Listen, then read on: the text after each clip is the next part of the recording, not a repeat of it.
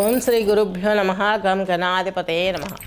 ఈరోజు మనము మార్చి 19, 2026 నుండి మరలా మనకు 2027లో వచ్చే ఉగాది వరకు జరుగు గోచారం 12 రాశుల గోచారం తెలుసుకోబోతున్నాం.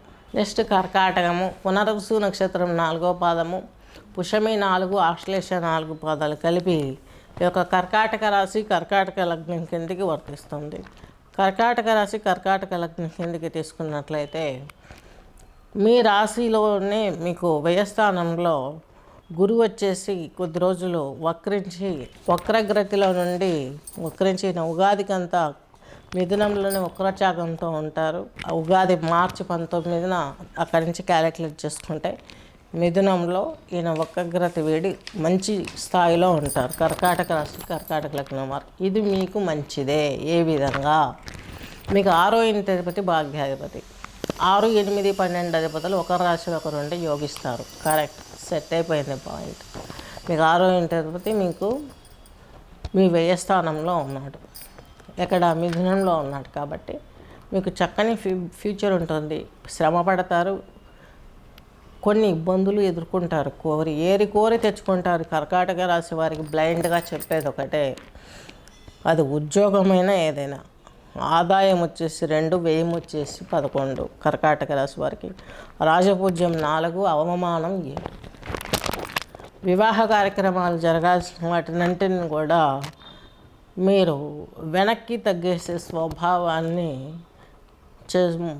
చేసుకుంటే బాగా మీరు కొంచెం గ్రిప్ లేక వస్తారు. మీకంటూ లోన్లీనెస్ పోతుంది.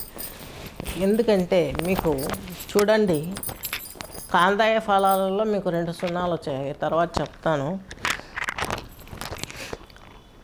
మాతృమూర్తి సుభిక్షణంగా ఉంటుంది, తల్లిదండ్రులకు ఊరట దొరుకుతుంది, తగిన జీవిత భాగస్వామి రావడానికి మీకు ఈ సంవత్సరం ఉన్నంత పాసిబిలిటీ ఇంకా ఏ సంవత్సరం లేదు.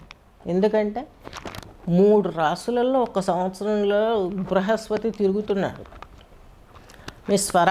మీకు ఈయన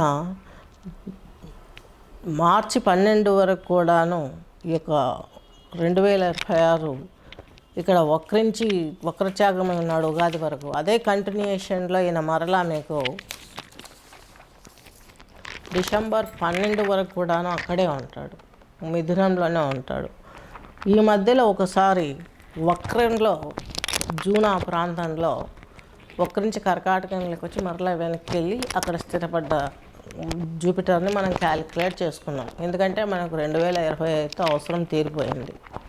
అప్పుడు వక్రించి ముందుకు వచ్చాడు, అప్పుడు జరగవలసిన కష్ట నష్టాలు పడ్డాము, చాలా విపత్తులు ఎదుర్కొంది ప్రపంచం.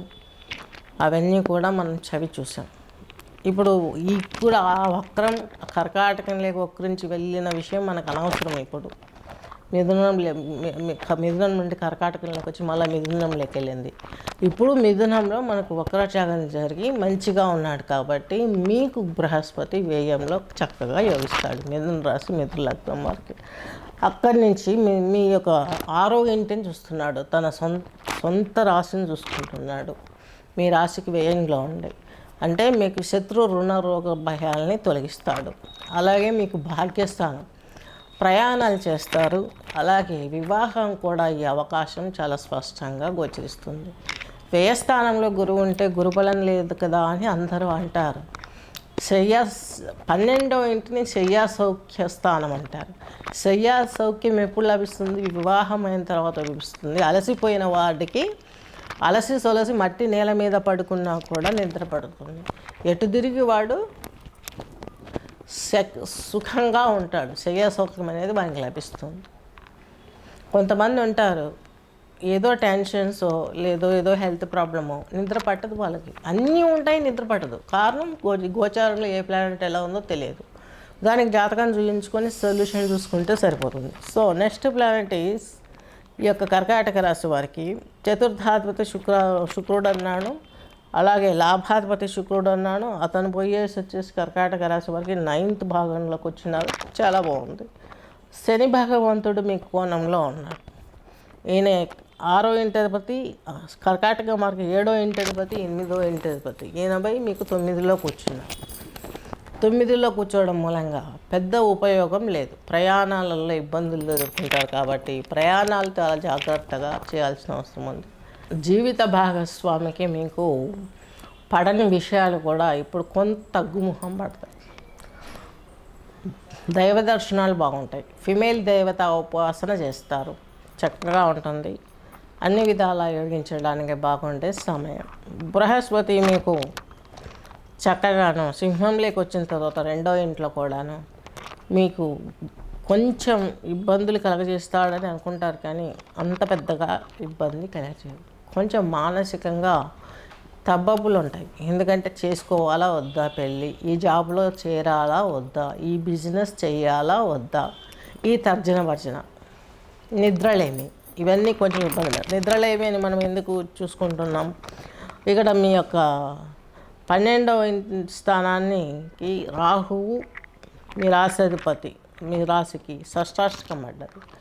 అలాగే మీ యొక్క 2వ ఇంటిలో కేతు ఉన్నాడు, అక్కడి నుంచి రాహువు చూస్తున్నాడు, కుజుడు చూస్తున్నాడు. కుజుడు వచ్చేసి మీకు 6వ ఇంటి దశమాధిపతి. ఉద్యోగంలో ఇట్లే మెలికలు తిరుగుతూ ఉంటుంది బ్రెయిన్.